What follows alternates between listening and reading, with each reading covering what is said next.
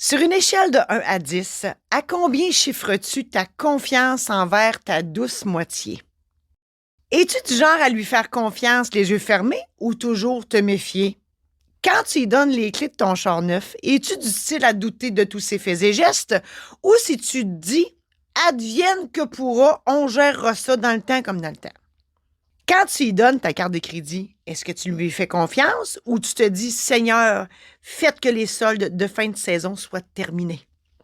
Pour ma part, j'ai une confiance absolue en mon chum pour les affaires sérieuses comme faire les paiements, s'occuper des enfants, me mettre sur son testament, se brosser les dents.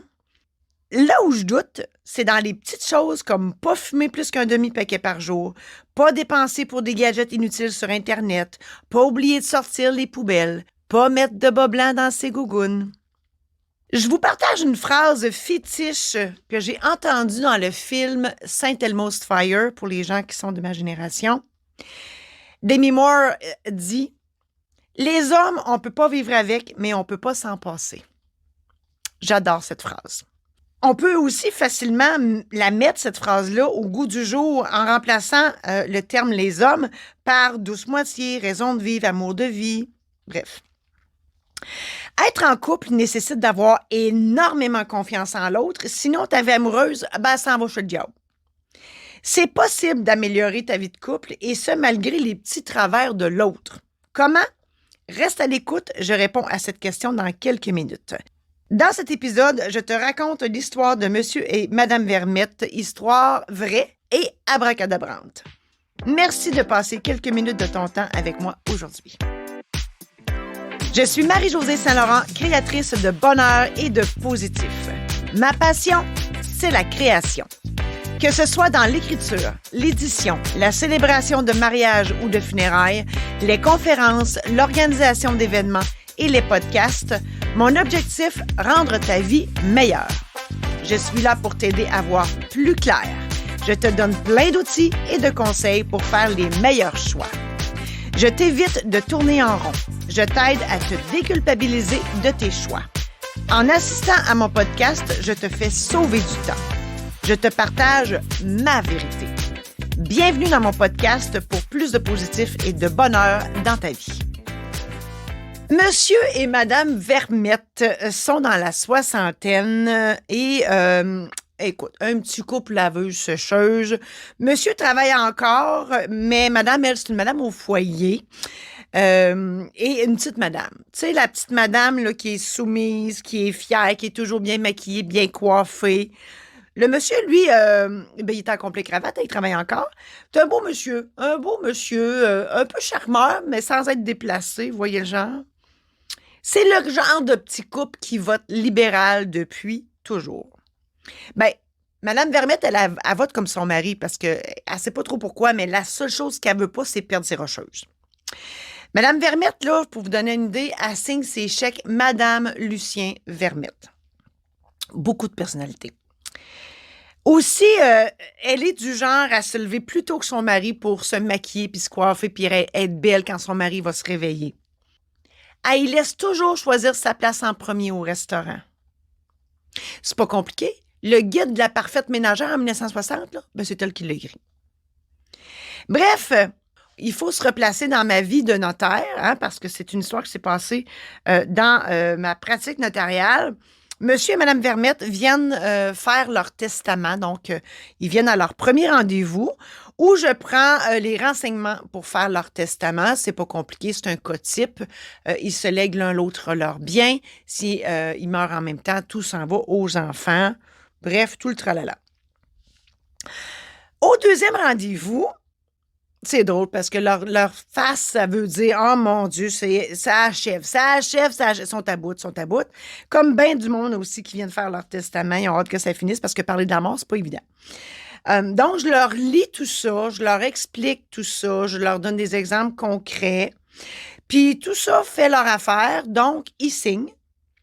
Et normalement, mes honoraires sont payables au moment où mon acte est signé, donc ma job est faite.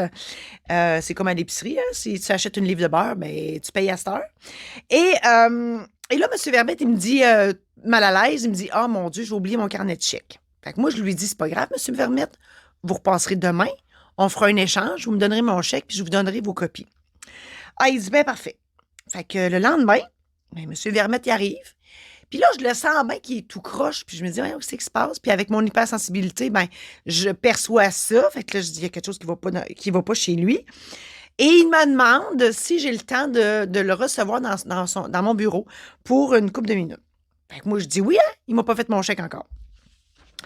Et là, je vois bien que dans son langage non verbal, ça va être plus long que juste me faire un chèque parce qu'il s'assoit bien confortablement, adossé le dos, là, le dos adossé dans la chaise. Je me dis, ah mon Dieu, OK, qu'est-ce qu'il va me dire là? Fait que là, moi, je lui demande, parce que ça aboutit pas. Fait que je dis, je peux-tu faire quelque chose pour vous, M. Vermette? Et là, il me dit, je veux refaire mon testament. Hein? Fait que là, moi, je suis toute énervée. Écoute, ça fait 2 ans que je pratique. Moi, je suis encore toute naïve dans ça. Puis là, je me dis, mon Dieu, j'ai-tu fait quelque chose de pas correct, M. Vermette? Et c'est-tu moi qui ai fait une erreur? Ben, il dit, non. Il dit, j'ai juste changé d'idée. Ah, je dis, ah oui. Mais j'ai dit, qu'est-ce qui se passe? Qu'est-ce que vous voulez changer? Ben, il dit, je veux remplacer ma femme par ma maîtresse. Et oui, c'est cela. Et parce que ce n'était pas illégal, juste immoral, ben je lui ai demandé c'était quoi le nom de sa maîtresse, puis j'y ai refait un Nouveau Testament. Moi, j'espère juste que Mme Vermette, elle va mourir avant lui, parce que si c'est lui qui meurt avant, elle va vouloir le ressusciter puis le tuer une deuxième fois. C'est surprenant comme histoire, oui. C'est sûr que quand tu es en couple, ben il faut que tu fasses confiance. Hein? Quand tu es en couple, il faut que tu sois bien aussi. Pour savoir si tu es avec la bonne personne, ben, il y a une équation. L'équation de l'amour, c'est 1 + 1 = 3. Et là, c'est pas parce que je suis pas bonne en maths, là. Non. En fait, la somme des 2 personnes doit être plus grande que chacune des personnes qui forment le couple. Autrement dit, si d'être avec cette personne-là, ça t'apporte rien, ou pas plus que quand tu es tout seul, ça sert à rien d'être avec cette personne-là. Ça se peut que ce soit pas la bonne personne. Il faut que ça soit grandiose quand tu es avec cette personne-là. Les deux ensemble, il faut que ça fasse des feux d'artifice. Il faut que ça soit le fun. Sinon, tu n'es peut-être pas avec la bonne personne. Mais même s'il faut que ça fasse des feux d'artifice, ben ça se peut que ça n'en fasse pas tout le temps. Là. Hein? On vit quand même dans la vraie vie. Là. Fait que des fois, ça accroche. Eh oui. Et là, il faut faire une différence entre les petits délits puis les gros accrochages. Dans les petits délits, le lâcher-prise, c'est un très bon moyen pour pas virer fou ou virer folle. Tu sais, il y a des combats qui ne méritent pas d'être menés. Moi, je me dis, si tu n'as pas de contrôle sur la situation, lâche prise. Exemple. Exemple de petit accro. Si ton chum, il laisse traîner ses bobettes partout, lâche prise. S'il dit toujours « Oh, il m'a le fait tantôt », puis qu'il le fait jamais, lâche prise. Si c'est toujours toi qui fais le job de bras dans la maison, lâche prise.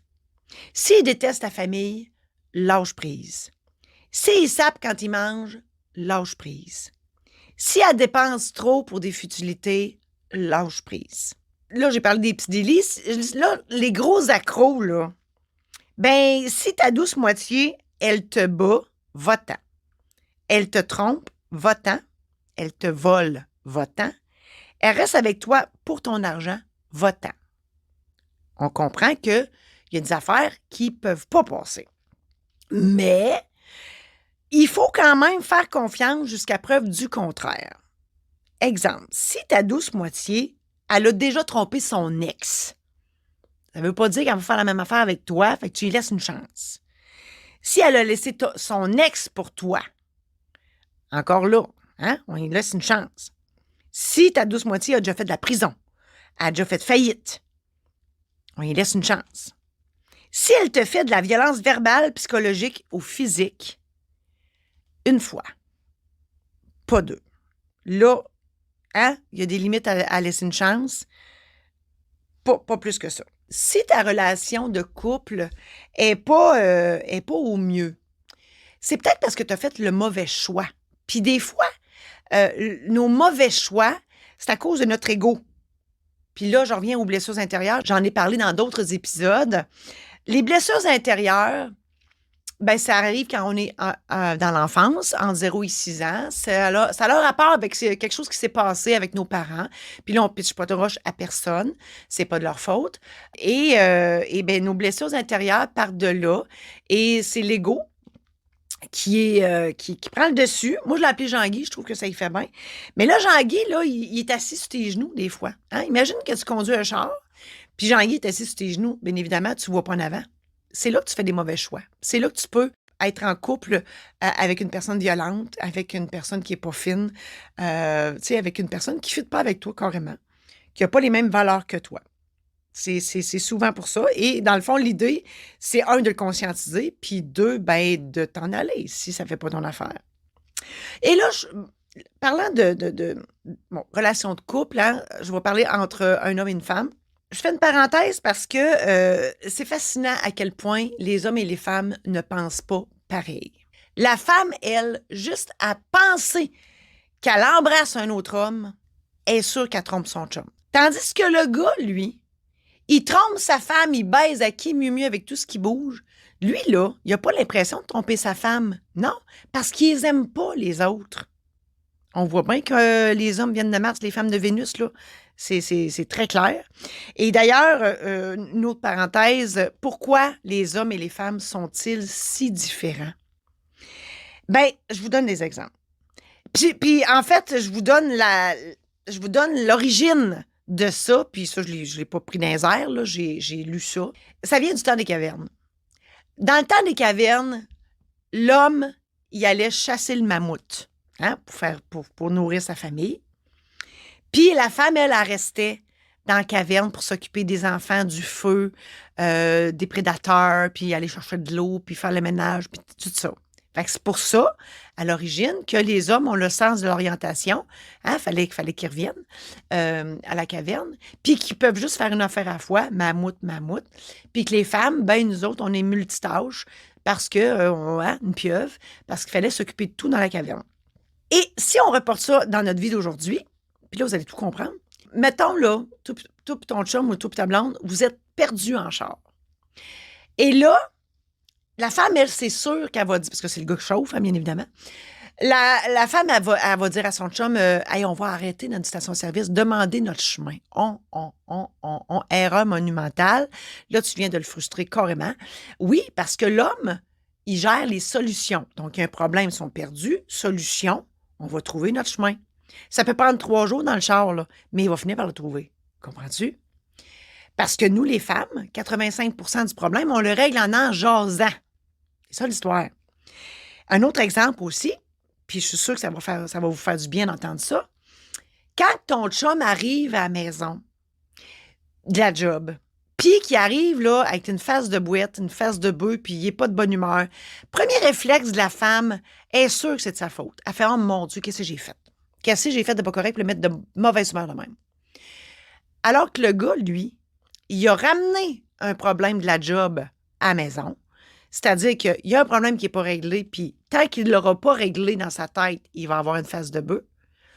Fait que dans le fond, tu as juste à lui dire « Hey, tu as un problème, va gérer ton problème, mais que tu sois de bonne humeur, mais tu l'aies réglé, tu reviendras. » Fait que durant ce temps-là, toi, tu vaques à tes occupations, puis lui, il va ruminer dans sa caverne ou dans le cabanon, c'est selon, puis tout le monde est heureux. Voilà, je ferme la parenthèse. Dans la vie, tout est une question de confiance. Envers toi, en premier, hein? Je n'arrête pas de le dire dans tous mes épisodes, et envers l'autre en deuxième. Je m'en vais quelque part avec ça. En fait, l'important, c'est de t'aimer toi. Fait que si dans ta vie de couple, il y a quelque chose qui ne fait plus ton affaire, il faut que tu t'aimes assez pour dire « c'est assez, je m'en vais ». Voilà. Puis il faut suivre notre intuition aussi. Puis notre petite voix. Si ta petite voix, elle te dit « laisse une chance », écoute-la une fois. Si elle te dit, je vais dire un gros mot, si elle te dit « décalisse », ben va-t'en. Ta petite voix, là, c'est ton meilleur allié. Bref, face au doute envers ta douce moitié, tu as 3 options.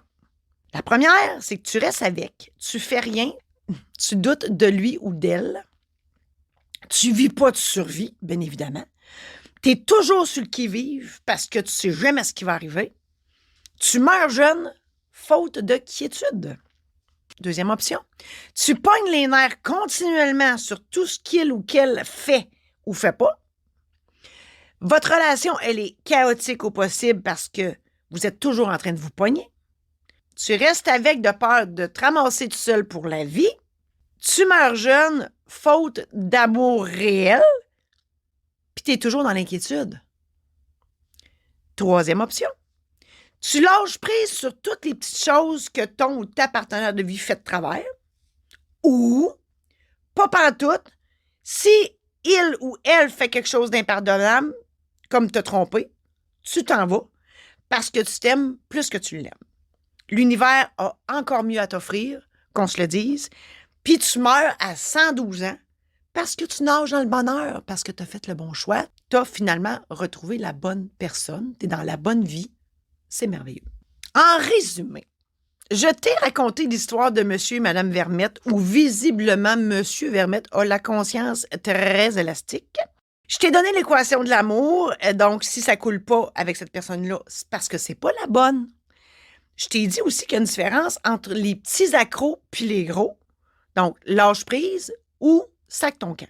Je t'ai dit aussi que les hommes et les femmes ne pensent pas pareil et je t'ai expliqué d'où ça vient. Je t'ai dit aussi qu'il faut que tu t'aimes plus que tu aimes l'autre. Il faut que tu écoutes ta petite voix.